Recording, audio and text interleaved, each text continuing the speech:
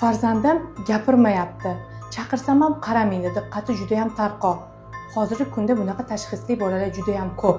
Onalarni ham eng katta tashvishga solayotgan narsa ham shu bo'ladi. Shifokorlar bo'lsa, onalarning qo'rquvini yana ham oshirib, farzandingiz rivojlanishi orqada qolgan deb tashxis qo'yishadi.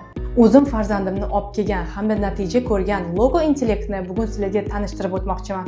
Bu markazda mashg'ulotlar integratsiyalashgan tarzda bo'lar ekan, ya'ni emotsional munosabatlar, xulq-atvor buzilishini korreksiya qilish, nutq chiqarish va nutqni tushunish, mantiqiy fikrlash, analiz qilish, xotira diqqatiga ijtimoiy ko'nikmalarni rivojlantirish, tovush kamchiliklarini tuzatish, yozish, o'qish, matematik bilimlarini yaxshilashga ishlanar ekan.